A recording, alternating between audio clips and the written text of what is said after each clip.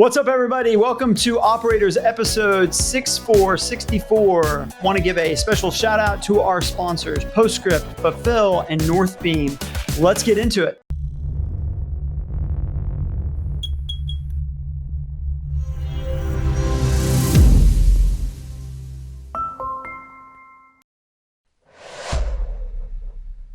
What's up, everybody? I use Fulfill. Fulfill is my ERP, my order management software. It does EDI for me. So what do all those things mean?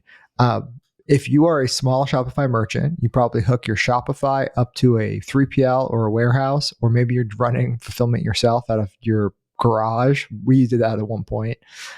Orders come in, orders go out pretty easy. Where it gets difficult is when you're tracking multiple inventory sources. So like different factories making the same stuff with different costs, different components coming in. That ends up being a pain for accounting. And then also different inventory sources going to customers. So if you have 3 warehouses and it's not just going to Shopify, it's going to Amazon, it's going to wholesale, it just ends up being a lot of different information to pass around. And how do you make sure that runs smoothly without just throwing bodies at the problem? That's what Fulfill solves. So it's an ERP. There's a couple ERPs in the industry. NetSuite is the big one, and ask anyone who's ever used NetSuite if they're happy, and they will say no. I am happy with Fulfill. We are using it. ERPs are a hard, messy business because it's so many different parties passing a lot of information, but it ends up being the nervous system of your entire company, right? Like if something fucks up on Amazon, I feel it because of Fulfill. So it's the ERP uniting everything. It also does EDI, right? So this is a little more technical, but Best Buy, Nordstrom's, all of these people, when they place orders, it's coming into your system via EDI, and nobody knows how that works. Like no 3PLs have it figured out. It is just an old archaic system that I naively thought would take a week to set up, but no, it can take months to set up and actually test that it's working perfectly. Fulfill does all that. It sets up EDI integrations and then it stays with Fulfill. So you can switch warehouses, you can switch inventory sources without having to redo EDI integrations, which is the death of a lot of companies. So if you're shipping stuff to people from multiple locations, eventually you'll need an ERP. I use Fulfill and I've been happy with it. They're a sponsor of the podcast. All 3 sponsors I personally use. So interact with Ridge and you will see how we're using these sponsors. So thank you, Fulfill. Talk to you later. So we're starting an episode right now, and Jason's assistant picked this time, and then Jason texted saying he couldn't show up. So, and Matt has an assistant. Mike has an assistant. I don't. I was in the chat with them trying to plan and figure it out, dude. Yeah, Matt. So tell us when you had one, and just the whole rundown. And I'm gonna say that if I was starting a new business today, an EA would probably be one of my first hires. Like just somebody who can take care of, like, so I hired Alyssa, that's my EA, very early in this company. Like she was probably one of the first employees. And she runs like, I think I mentioned, she runs my life, right? Like every aspect of work, like from my inbox to the calendar to travel, she does projects for me. Like, dude, everything. Like if I need to coordinate or any kind of message routing at all, that is Alyssa's job. So like what you were doing in our text group, that gives me brain damage. Like actually trying to think about when am I available, looking at my calendar, what else do I have going on? It's like, even just the like, if I'm moving around in the day, she's thinking about, do I have enough time to get from like here to here? Yeah. And some unique, I mean, I shouldn't say unique, but it feels unique post-COVID is your person is in person. Yep. And let's talk about the breakdown of like, what's the scope of work? Like, yeah, I asked you, will she get your dry cleaning? Like that's a very classic personal assistant job. So yep. How do you break down personal assistant versus work assistant, or is there no breakdown at all? No, her job description is you're going to do anything that saves me time. So like anything that I don't want to do in my day, that's your job, right? Your job is to just buy time back for me. So she doesn't do a ton of personal stuff though. Like I will have her go take cars in to get tires changed. We have winter tires here, Sean. Like we had to actually change them for you warm weather people. Do you store them somewhere? That there's a service. They take them. They store them for the winter. I don't know how it works, but she takes the cars in. She does that. She'll return stuff, pick things up. That's like the least amount of her time is on that kind of stuff. I don't like we have other help, my wife and I, for like the house and family stuff. So like there's no blurring of the lines between her and like Alyssa and family things. Right. So she doesn't do anything with my kid or nothing with like, she might coordinate travel for me, like, and then my wife and kid will come. She'll take care of that. So like anything schedule involved, but then all the personal stuff, I like to try to have like some amount of separation there. Also, she's just busy with all the other shit, like the work stuff. So let's talk about profile.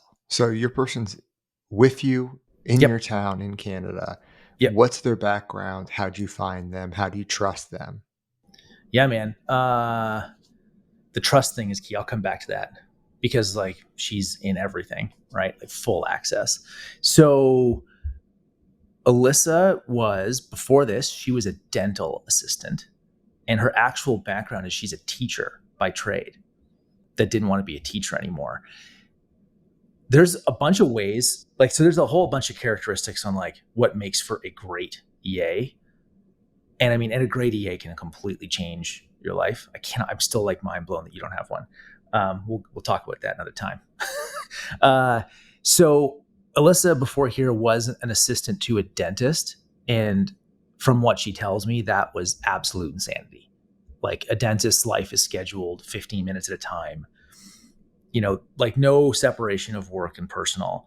The quality that I think, if I had to give like everybody one, because you can the easy answers for qualities would be like organized, everything you're not as a founder, like organized, is just on top of everything, super process driven, trustworthy, like can hold everything in confidence, like all that stuff's easy. Here's the quality that I find most of my friends have great EAs. Great EAs are driven, right? So they're like hardworking. They have ambition to be excellent at their job, but they don't want another job. And part of the reason for that is that this is probably the fastest way to get into an executive room, right? Like to the C-suite without actually having a C-suite title. So she sits in on everything. She hears everything. She reads every email of mine. So it's almost like you want a person who wants that access and they get addicted to it. And then they have a voice, right? But much earlier in their career. So like the best EAs I know have always been an EA. They get paid well, treated well, but they're driven, but they don't have like drive to be the actual executive. They want to be in that seat. Yeah, the interesting thing is like when a founder CEO replaces themselves, I mean, there's three paths. It's typically you hire an internal COO to replace you. You do a search for somebody outside, or a very common path, and probably 20% of all placements are the chief of staff taking over as a president role. And that's because like, this person knows everything about me and they know what I like and what I don't like. So if you still have founder control, it's typically pretty easy to hand it over to a chief of staff. But at what stage in your life did you actually make the investment? Because you told me it's $100,000 a year, right? So it's like, it's not cheap, right? So at what point were you like, yep, I need this. It's going to make me more effective. So that the tactical answer to that would be when your time starts to become worth like many hundreds of dollars an hour, I would say is like the trigger point. If I had to give you like a super tactical, I would say like if you're worth $100, $200+ an hour now, and the way that you figure that out, if you're listening, is just look at the size of your business, like in actual revenue, right? You could also do profit if you're really big, but look at the actual revenue in your business, divide that by the number of hours you have in a year, and that is the impact you're having. Right? So like that's your actual hourly rate. It's not what you personally take out of the business divided by your working hours in a year. So if you run a real company and you're still doing like $25 an hour, $35 an hour tasks, that's just irresponsible management, is how I look at it. So Mike, you've got an EA, right? I think in the do. chat I Got saw. one about a year ago for the first time. Wow. Yeah. Are you guys both just like, do you love pain? Can you like, what did you do before? Well, okay. So I have a couple takes here. My EA is great and is really helpful. It's a guy I've known since he was a student in college. A couple things for me. One is I do think that the role of being a CEO can generally make you more disconnected as a person. And the problem with a lot of the stuff that I wrestle with is, yes, financially, I can pay to have all my things done for me. I can pay for all this stuff. But if I do that, is that just exacerbating the disconnection, that I Yes. feel from real life and from other people, right? And so that's where I'm starting from, is like my ability to answer my own emails or do my own dishes or whatever.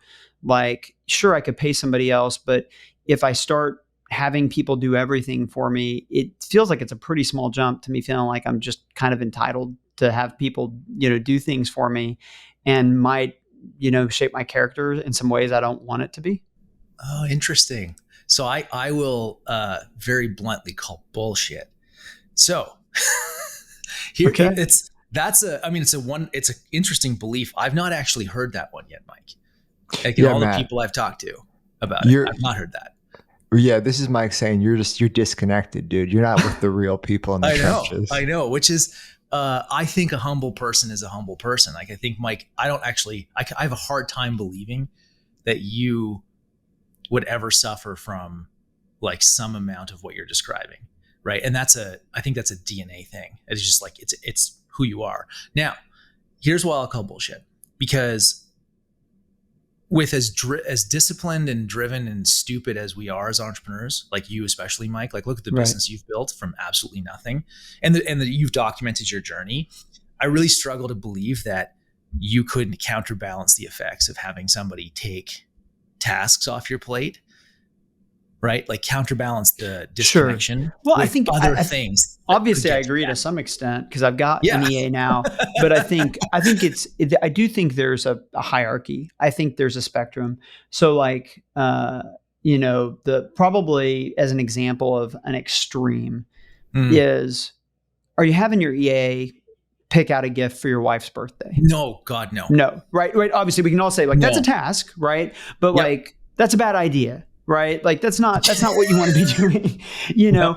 And so, there's a spectrum of tasks. And I think that the wisdom here is figuring out, okay, where on the spectrum am I offloading things that, like you said, Matt, because I do agree. I mean, listen, there is some stuff that we have to do that is just, brain damage, and there's no redeeming qualities, and like, we should get rid of that. And then there's some other stuff that like, hey, yeah, it might suck and it might be inconvenient, but you need to do it. And that for me, the part of doing this well is figuring out that spectrum and where those lines are. For me, Mike, the biggest one is message routing. It's like any kind of like routing of information, and then or scheduling, context, coordinating of schedules, context setting. Like even before we got on this, I got a message from Melissa 10 minutes before the pod. She's like, do you have the link for this? I don't see it in the calendar invite. Like just that kind of shit, that like she's thinking about this stuff. Cause I don't, my days, I try to cram all of my mornings full of like everything I need to do with other people is in the mornings. So I'm typically going from thing to thing to thing to thing. And all I do is like open up my calendar, look at my calendar. I've got an invite in there with the other person on it. Then I have another invite just called context. And it's like, here's everything, like here's the email thread that resulted in this meeting being booked, or here's the iMessage screenshot that I sent her. Okay, well, let me, as the unenlightened, let me just ask Mike a question. Where's your personal to business boundary? So Matt said, to give you context, whatever will save him time, it falls into Alyssa's realm, right? And she won't do stuff with his kids, but like she'll plan family travel or whatever else, right? So what's your boundary? Yeah. What's your guy's name? Josh, my Okay, so yeah. assistant's Josh. Yeah. So it's a great question, Sean. I think that one of the things that makes this difficult is that the way that we communicate value to people and care to people is by giving them time, right? Mm-hmm. And so, like, I think Matt, your point, like, there's a lot of kind of logistics, coordinating type stuff that, like, I have no problem offloading that stuff. Um, Another category that I throw in there is like you just do start to have somebody else who can run interference on things. Partially because I try to, like, people are really surprised that I still write all my social media stuff. Like, I don't use a ghostwriter. Like, I don't use any services. I pay nobody for any help on anything social media. I respond to my DMs. Like, this is a thing I do. But when you do that and you're trying to be a fairly accessible person, the quantity of it, you just get asked a lot of stuff directly. You know, can you please give me 45 minutes to mentor me? Can you please, talk to me about my nonprofit? And you just have to, unless you feel really comfortable just saying no, and I will probably never do that thing because I don't have time, to people, then you start to have kind of somebody that's a filter. So my standard is that I want to be, in general, an accessible and authentic person, and I want to be able to give time to people. But I'm increasingly having to run a filter of who the people are that get through and get that time. And then, like, I guess the principle here we're saying is if you think about the relationships in your life like a solar system, where your life is the sun, there are these planets that orbit at different, distances from the sun. And the planets that are in the closest orbit are your immediate family, your children, your spouse, stuff like that. Like, the closer in the orbit gets, the less that using an EA makes any sense. But especially when you're dealing with like the Neptunes, and the Plutos of your solar system, like, yeah, sorry about that. I just muted myself trying to adjust my microphone. That's the first time that's happened. The wavy hand talker. Yeah, exactly. Guys, if you don't forget anything else. God, there he goes. that was intentional. That was on purpose. That was on purpose. But so anyway, I think about it in terms of proximity to my wife, and that the more close proximity somebody has, the less that they should be filtered in any way, or that interactions or tasks having to do with that person. But there's things that, like, there are things that even with my close family, I'm still willing to do. Like my son, he's trying to get better at basketball, and my assistant was a great basketball player. So he'll take him up sometimes during the work days, taking him up a few times to go shoot baskets with him and stuff. So it's not like a hard and fast rule of like, Josh doesn't interact with my family. He's been great. And occasionally, ironically, my wife has had something that would be really helpful for her. And so him helping her with the task is like helping me. But I think that that's the standard. And I've thought about, I've read all the Twitter threads and thought about, like, what would it look like to get a personal chef, and things like that. And maybe we'll try some of that stuff. But that's generally my rule, Sean, is that the closer you get to me, the less you get filtered in any way by an EA, and that I'm using him more as a filter at a lot of times. All right. I want to talk about Postscript for a minute. We switched to Postscript a few months ago, and the transition was completely seamless. And I have to say, like, the level of commitment they have to their clients is exceptional. They chased us for a really long time. So we're using their SMS platform, and it's gone off without a hiccup. Like I said, they're really committed to us. The pricing was very reasonable, and they are working on some really cool stuff with AI. And I think we should expect an announcement from that pretty soon. So check out Postscript if you're new in SMS. Yeah, I have a a friend who has an extreme view of this. He'll never listen to this, but he would know who he is if I won't call him out. But so like Mike on the at home thing. So I'm not an extreme outsourcer, right? Like I still like to cook with my wife, like even with just family time. Like we just like to cook together. We clean up, like we do all that stuff. We have somebody who like takes care of the home, but there's certain things that I just will not outsource, right? I have a friend who's got an extreme view. He's like, if you're unwilling to do that as a job, like, can I pay you to cook for me or can I pay you to clean for me? He's like, then you should outsource it. That's his view of the world. Whereas I think, Mike, I'm more with yours, like those little moments and that time you can spend with your family. That's actually why I have an EA in the first place, is I could spend the extra hour or two a day doing all of this shit myself, or I can pay her to take this off my plate at work. And then I can go and hang out with my wife and kid and be a better father and a better husband. Right. So I'm going to make a really weird analogy here, but stick with me. When you look at the giving world, there's two reasons that people give. And one of them is fairly obvious and the other isn't. One of the reasons why people give is because they care about causes. They're, at a heart level connected with it, whatever. But the other reason people will give is just to prove they can. Because they have so much resources that it's a display of the abundance of resources. Like, right. I'm so wealthy that I can just give a $10,000 check and not think about it. So if you think about it, when it comes to time, that the ability to put your time wherever you want to put it is the ultimate flex. Like what's the point in having a lot of money? Well, it seems like to me that, the best thing you can get out of it is that you just have total autonomy over how you use your time. And this is kind of, to me, the people that are hyper optimized, where it's like, I don't have to do anything, so I can just be hustling, with every hour. I'm like, I kind of feel like you're proving that you're a slave to your job. To me, the flex is that I do have the time to do the dishes. If I want to do the dishes, I can do it. Now, if I don't want to do it, like, sure, I could pay somebody. But the fact that I have the flexibility to make the income that I do and still live a fairly normal life, to me feels like more of a flex than the opposite. Yeah, it's the choice. Yeah, it's just that I have the autonomy and the agency. And I think that should be the goal of anybody. Like the goal of having a profitable business is that you regain agency about your time and what you do.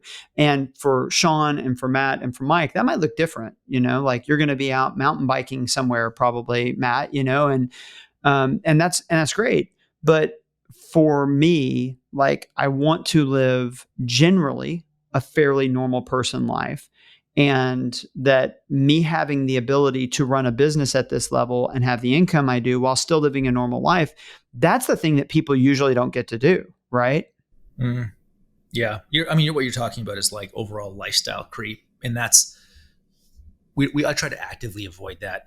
I don't like stuff. I want to hang out with my wife and kid, my friends, ride my bike, surf, so I think just the EA thing to me is there's so much work to be done in a business at any time. And Mike, what I was saying earlier is like, I tend to be a believer that you should hire an EA earlier as you're building your company. And that is simply, and I used to not be that way. When I built my first business, I did not have an EA for the longest time, but I worked my ass off, the hours in a day but that was pre-kid. Right. And we were like living in Toronto downtown. Like I was living to work in that first business. Which is no way to live. I mean, like we've all done not that long at term. times. Not long term. No. Let me ask a question though. So one of my secrets here, and I think that it's an interesting question, is, why get an EA when you can just have a more empowered team?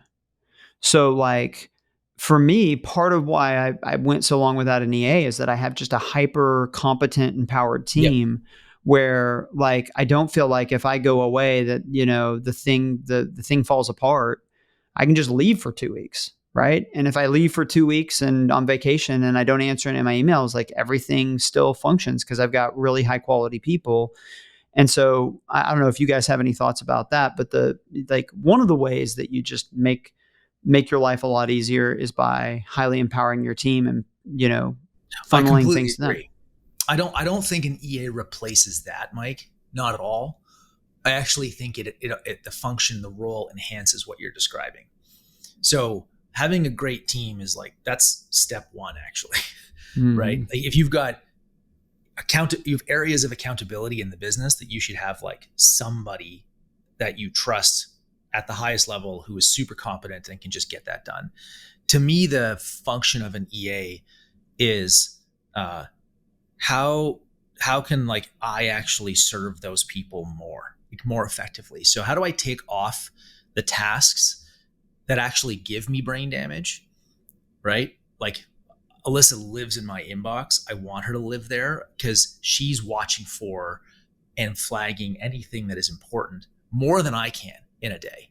Like if I'm in 6 hours of back-to-backs because I've got actual work to do, she's now running defense there, so that when I come out, she's like, you have 2 things that you need to respond to today. Everything else can wait till tomorrow, go home. Right?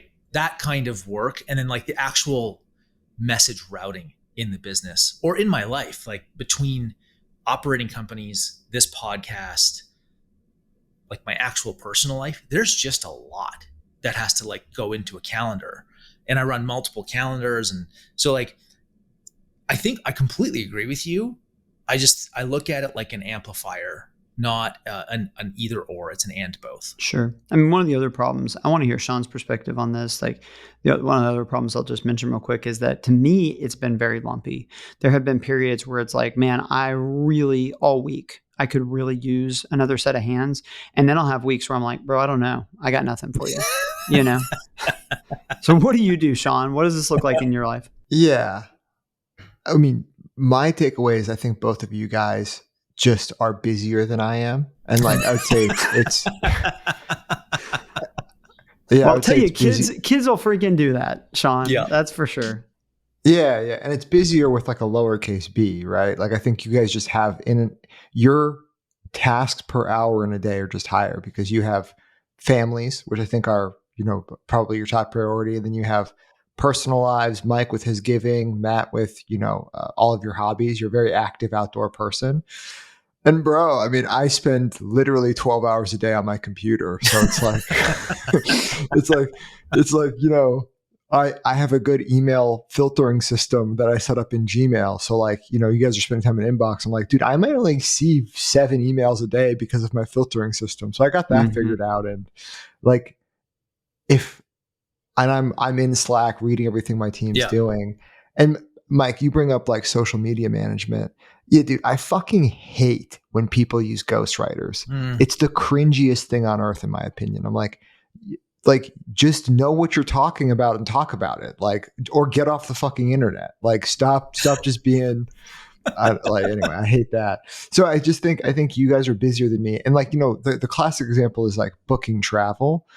I hate when people book my travel because if it goes slightly wrong or it's slightly inconvenient, I'm like, it will take me 15 minutes and I'll book the exact flight I want at the times with the seats, with the airline, like with the hotels. Like I'm so particular about that because I hate traveling. And that's just like a little, like I don't think we have any like young career professionals listening, but that is a lie that TV's taught you. They're like, oh, I want to travel for work. No, you don't, dude. Travel for work sucks so much. Dude. And no, you don't. I can't.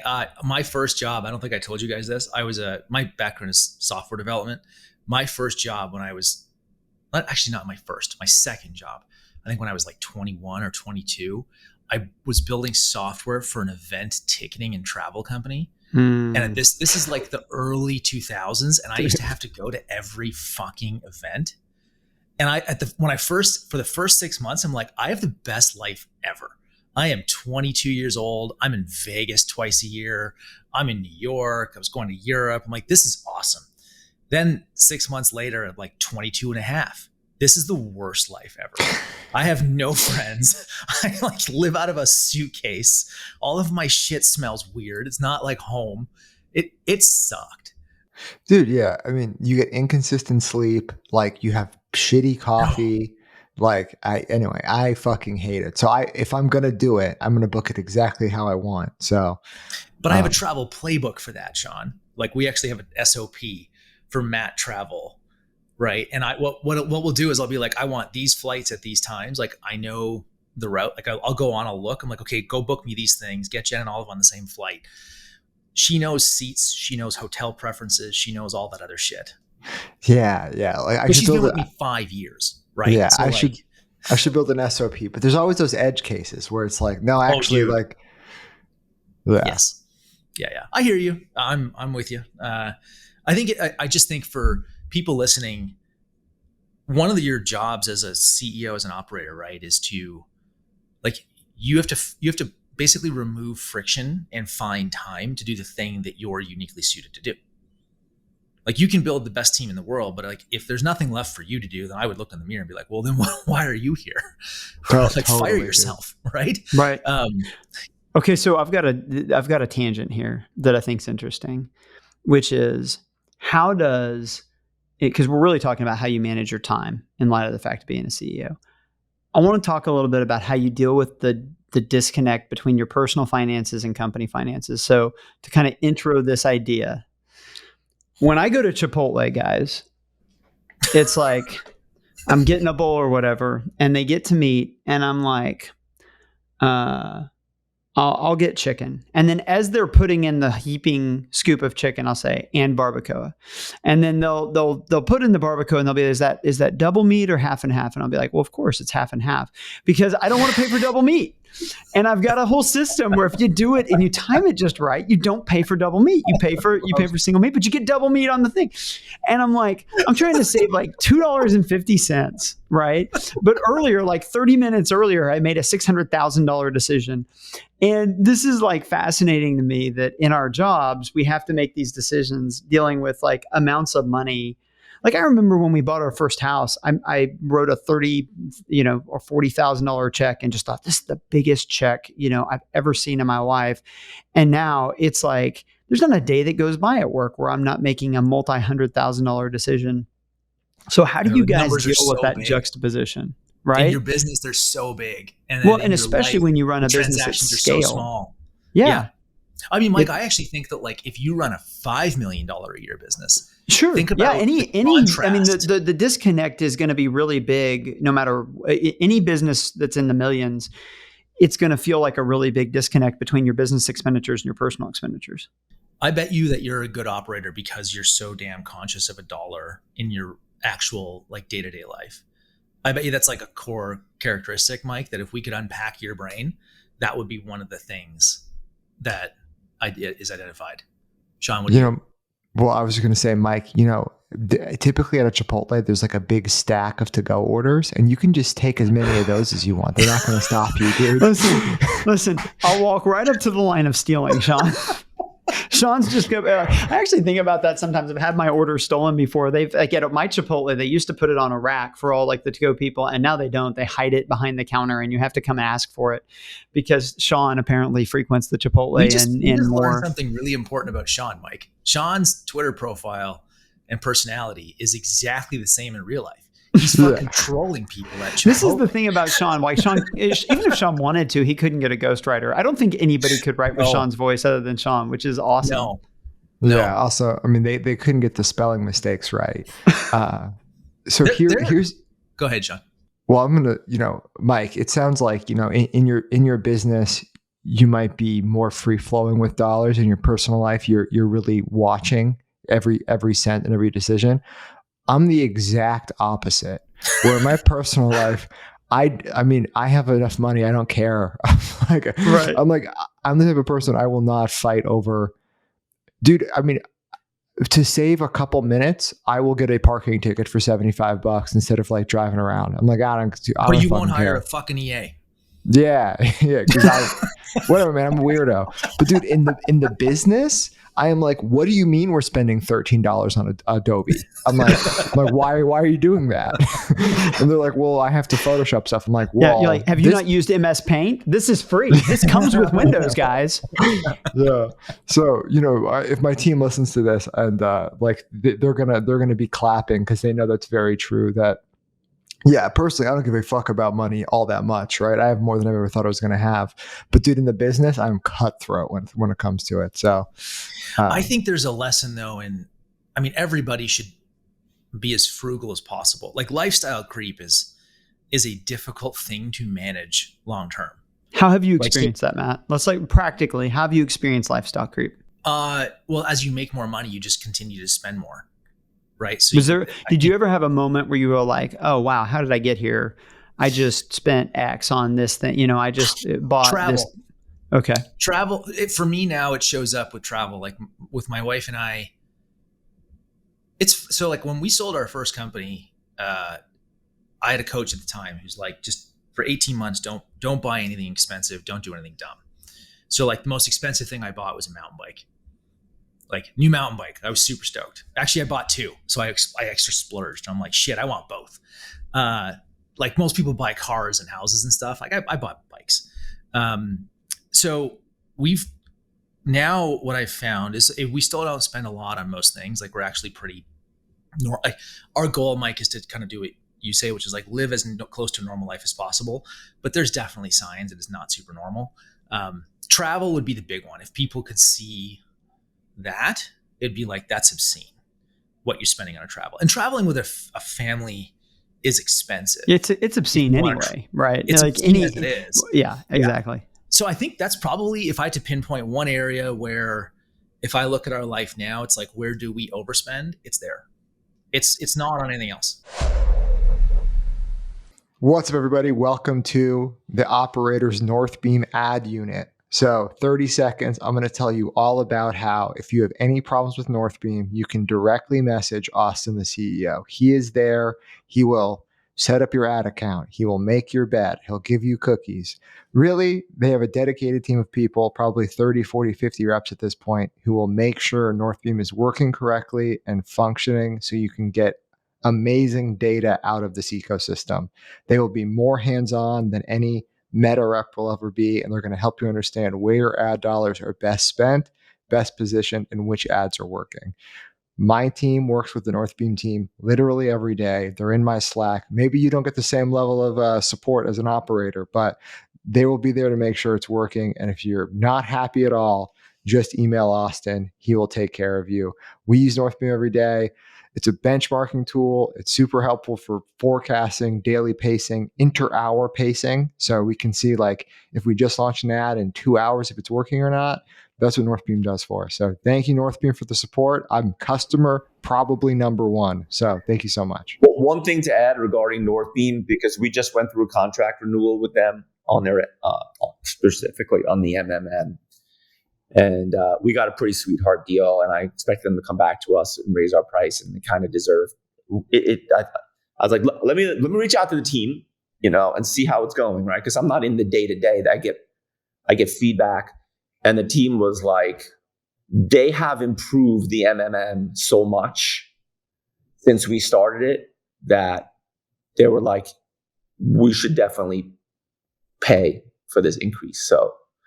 And my team hates every agency and most SaaS. The only person that hates SaaS, the only more than my team is Sean, Frank. But yeah, I mean, they came to us. They're like, hey, you guys got the sweetheart deal. We were one of the first MMM clients. And I was very, very pleased when my team was like, it's really working well for us. So that's my little MMM plug. Here's a funny thing that I've observed in our life, that because we definitely have areas we'll spend relatively more or less in, but generally I think there's not many things about our lifestyle people would be like, well, that's crazy.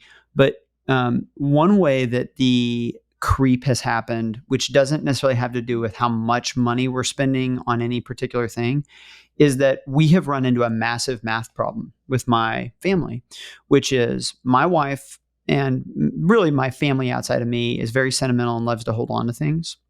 Whereas I'm kind of like a minimalist. And so every day we get 5 to 7 Amazon packages at our house, and none of it's expensive stuff. It's just stuff, right? But if you've got 5 to 7 packages that come in every day and nothing going out, guess what happens? And so we've got like a massive like space math problem that our lifestyle creep is like literal just stuff creep. Just that little I've stuff, noticed. Dude. We reversed that when I moved from Toronto to the West Coast. we went from a really big ass house and very deliberately bought a very small house. We moved out here. And that was because it was the only way. We needed a forcing function to purge physical shit from our lives. Best decision we ever made was like, we went from living, like, think of like dollars and lifestyle. We were up here. We like quite literally cut it by 2/3. Well, here's the Right? thing people don't think about, Matt, is that like they think about like, oh, I've got this EA to save me time.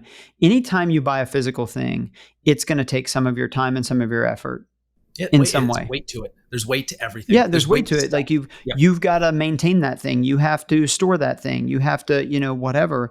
And so there was a time where I was like, man, it'd be awesome would be to own a house in Maui. That'd be awesome. I love Maui. And then I realized, no, that's the last thing I want to do. If I want to go to Maui, I'll rent a house. But the last thing I want to do is have, another thing that I have responsibility for halfway around the world. Like that does not feel freeing. No. That feels like the opposite. My business partner, who's much wiser than I am, is constantly repeating this: the more you own, the more you grown thing. And he's built a big ass, like his previous venture was like a large 9-figure toy company. He's done well, right? He's had his knocks too, but he's done well. But I find him wise for his age, and it's the thing that haunts me is like just constantly try to keep everything as simple as possible. I like to do that in business too, like small teams for as long as you can, hire the least amount of people, have the least amount of shit going on. Like the more things and more variables you introduce into life or business, the more time and brain damage you're going to incur. Right. So like more is not the best. Like all of us would choose a large revenue, high profit business with one employee if we could. Like every single person would make that choice. Nobody is out there saying, I really want to employ 500 people. Nobody. Yeah. I mean, there's a reason why we haven't done stores yet. And it's like, or have our own warehouse. Managing hourly staff. I mean, managing people is hard. Yeah.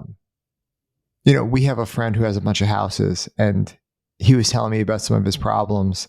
And it's, once again, it's tiny violin problems, but he's like, dude, I have 3 different gardeners and they each text me about problems that they have to deal with. And I'm right. like, to get approval to do things, and where do you want the plants? And he's like, it ends up being a full-time job managing all of these things that I thought I wanted. So yeah. It's I have a guy that I've been mentoring for a while now. He's a young entrepreneur. And this was one of the questions he asked me recently was like, should I be spending more money? He's like, I'm making a lot, but I don't spend a lot. Should I? I'm like, that's a weird fucking question, but I get it. Like you're in your 20s, right? Your business is now doing quite well. What do you do with that? Right. Well, here's the problem, Matt, is that we framed it as that's the reward. You build a successful business, you have lots of money. That's the reward. So you got to go turn that into something. What real entrepreneurs get as the reward is the process of being able to build businesses. It's the ability to create things. It's the ability to go and work on something that's interesting and challenging every day. And that's the ability to learn every day. Like that's the reward. But for people who don't get that, it's like, well, I guess I've got all this money. I've got to somehow furiously work to turn that into quality of life. And I think one of the things I push back on the EA thing, not the way that you're describing it, but just in general, is what you functionally see people doing is they're furiously trying to overcram things into their life in this kind of fruitless pursuit of happiness. And then you're hiring all these people to manage all these things that you don't need in the first place. And, there's a great Elon quote where he said, the worst thing about engineers is sometimes they'll try and optimize a process that shouldn't exist in the first place. And I just wonder, sometimes we do the same things? Before I ask the question of, do I need an EA? It's like, is there stuff that just needs to go away from my life in general and doesn't need to be optimized, but just needs to go away? Yeah. And like you said, Sean, it's like, yeah, do I need enough gardening that I've got 3 different gardeners that need to be managed? Because it's like, well, I've got to manage all these gardeners. I better get an EA to manage my gardeners. And then all of a sudden it's like you're working with an EA to manage 3 gardeners for a garden that you never see because you're at the office. It's like, well, what are we doing here, guys? Right. So I'm kind of like a first principles thinker about some of this stuff, that there's, unfortunately, a lot of it is just people, once they get resources, thinking, well, I got to turn this into something. And it's like, no, not necessarily, bro. You can actually just like live a normal person life and be happy that way. And if you see something nice that will make you happier, like, sure, you should feel the freedom to do that. But there's a lot of research on this, that it's like having the $200 suitcase versus the $2,000 suitcase, you're not going to get any utility out of that. Right. Well, I'm going to, I think we can tie it to business slightly, and then I have another personal point. So tying it to business slightly is I see entrepreneurs all of the time optimize processes that shouldn't exist. Mm-hmm. And like, they'll get hyper focused on like, how do I increase my opt-in rate on email? And I'm like, well, you can have the spin to win Spin wheel. to win, baby. It's always spin to win. That's the answer. Right. Or you can spend more money on Facebook ads, like, because you don't actually want to increase email opt-in rate. You want more emails, which means you want more traffic, which means you just want more people to know about you. Right. And it is like it is the down view of the world or the up view of the world. Are you trying to see more of it? Or are you trying to hyper optimize on this small little piece? And then, tying it to your personal life, do you actually like the things you like, or do you like the things you like because other people like them? Right. Like, that's that is so hard to answer. Yeah. It's a great question. That's really difficult to answer. Yeah. I'll tell you, I like all the shit I like because I like it, and it's a bunch of stuff nobody else likes. And so it's just not very expensive. Like, I bought my wife what to her was a priceless item. It was a backpack that a very small band made for a Warped Tour 10 years ago. Like, you could and she's like, I was 16. I didn't have enough money. I couldn't buy the backpack. It sold out. Like, the band's not together anymore. So for her birthday, her 30th birthday, I just hit the band up, but I'm like, hey, I'll give you $2,000 if you have this backpack. Yeah. And they're like, and dude, it's a great band, but like, they do not have hits. Like, they're not living off the catalog. So they were like, oh, we would love to sell you the backpack here. Like, the guy's mom wrote me a really nice note. There's she gave me 2 backpacks. That's so good. Yeah. And like, 2 G's is nothing to sneeze at, right? It's a ton of money, especially but a Birkin would cost $20,000, right? So I got my wife a priceless thing. And that's how I can know we really like the things we like, and they're not popular. So I just wanted to, what you just said, Sean, about opt-in rate, it reminds me of a Bezos principle about proxies. He talked about this on the Lex Friedman podcast, but it's worth mentioning, which is a lot of time in business, what we'll do is we'll say, or in life, we'll say, I'm aiming for X, but I can't really measure X directly. And so instead, I'm going to pick a proxy that kind of tells me if I'm probably being successful in getting towards X. And so, okay, am I doing a good job of growing my owned marketing? Well, a proxy for that is my opt-in rate, right? But what happens over time is that people forget that the proxy isn't the goal. The proxy was originally intended just as a way to measure if you are moving towards the goal. And then the proxy gets worshipped, and you look up one day and you're optimizing for a thing, but you're not even driving the outcome that you're trying to drive. Like you're saying, like, listen, you can get a lot of emails to opt in that are just totally trash, right? Like, an easy way to increase your email opt-in rate is do no verification on that email. Like, don't even need it to be a valid email for somebody to be able to hit submit. Well, you're going to get a higher percentage of things submitted, but it's trash. And or you might get less qualified people. And so you're getting more email opt-ins, but you're not necessarily growing, your own marketing. And I think that this is a concept that we can ruthlessly apply in our businesses and in our personal life. Is where are the things where I'm more focused on the proxy than the thing that proxy is supposed to be pointing me towards, right? And here we're talking about, obviously, I can be focused on a proxy of around lifestyle, around time, but I'm forgetting that what I'm really trying to do is get quality of life, right? It doesn't matter how much time I spend in my email inbox. It's, am I effective at my job? It doesn't matter how much time, I have to spend dealing with tasks. It's do I have high quality of life? And so sometimes those things can be connected, but not always. Yeah.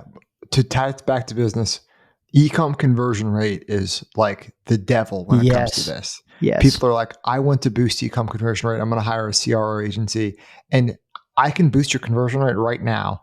Lower prices, stop running ads. Yeah. Well, stop running marketing. Yeah, just narrow your focus to like your returning customers who have, and of course your conversion rate's going to go up. Yeah, and then people like, and you'll see that they'll celebrate that as a win. When revenue could be down 80%, nobody's on your website, but conversion rates doubled, and they're like, yes. I've got a great example here.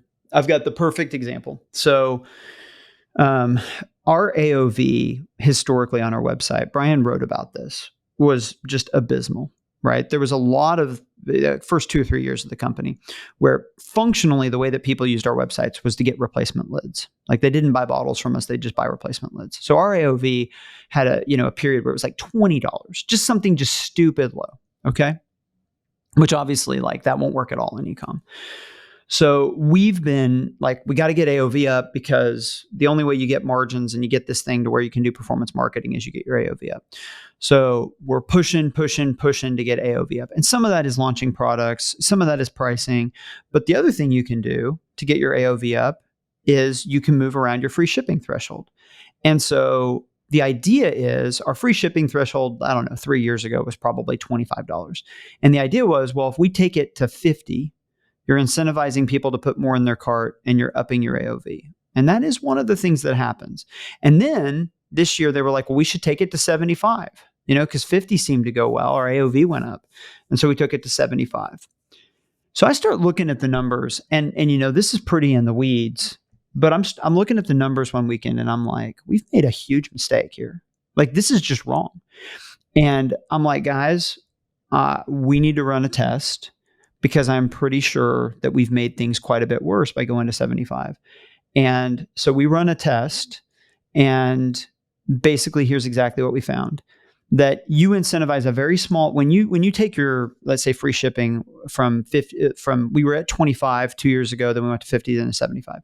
So we tested taking it all the way back down to 25. And here's what we found is that there is a small percentage of people that would have bought, a $75 cart, but now buy a $55 cart. There are a few of them, but it's small. It's, single digit percentage of people that you're actually coaxing into putting that extra item in their cart. But what you do with when that free shipping threshold goes to 75 is you murder your conversion rates between 25 and 75. We saw, this is no joke, people with carts between 25 and 50 saw a 2.5x increase in conversion rate. And people between 50 and 75 saw like a 90% increase in conversion rate. And so, we were doing these things that made our AOV go up, but we were murdering our contribution profit in the margin in the process. Our margins have come down. Our margins went down and our AOV went down, but our contribution profit is so much better being at a $25 threshold. And this is not necessarily prescriptive for everybody. Your own business has your own threshold and things that make sense. But it was so interesting because we had just convinced ourselves that the website being healthy was about margins going up and AOV going up. You know what you're highlighting? I see this all the time, Mike, is we conflate, not we as an industry will conflate contribution margin percentage with total contribution dollars. And that's what pays the bills, guys. Contribution margin dollars is what you have to optimize for. Right. You're absolutely right. And my company did it. This is me in a fairly public way saying, we got it wrong here. And this is why you have to continue to test. But it's also why you've got to understand what the North Star you're aiming at is. Yeah. And why when somebody asks, I think, Sean, what motivated you, when people ask, well, what's a good conversion rate? And you're like, that's a meaningless question. Yeah. What's a good traffic mix of returning to new customers? Meaningless question. Right? Yeah. So agency story, and then we'll wrap it. My agency days, we had a client called Buscemi, and Buscemi makes very high-end luxury sneakers. Like they cost $900 minimum, right? And like they would have a collabs off and that would be $4,000, $5,000 or whatever. And the CMO over there would be like, our conversion rate sucks. It's 0.1%. Like, how do we get that up? And I'm like, well, let's lower the price of the shoes, right? Like, let's ruin the brand you've built, because I'm going to be honest with you. A lot more people are interested in the $900 shoes than can afford or buy the $900 shoes. And it's just, yeah, but putting guardrails and context around this, I think is crucial. Yeah. But Matt, you had a bunch of questions for us. We're not going to get to them. I think we do a whole other episode just on that and get Panzer in here. This was fun. I like talking about time and time management. And all dude, this was a classic Matt episode. This is exactly what you want to nerd out on, dude. I love this shit. Yeah. I'm not an over optimizer. I try to optimize towards peace. I just want more peace in my life. So maybe that's just me being old, but I like this combo. All right. Sign up for our newsletter, guys. Bye, everybody. All right. I hope you enjoyed another Banger Operators episode. Thank you to Fulfill, the world's #1 sponsor, Northbeam, the attribution choice of all 9-figure brands on earth, and Postscript, the good guys of SMS, bringing you the best text messages possible at the best rates that they can do it and turn a profit. Thanks for being here. Thanks for sponsoring. Thanks for listening. Talk to you guys later.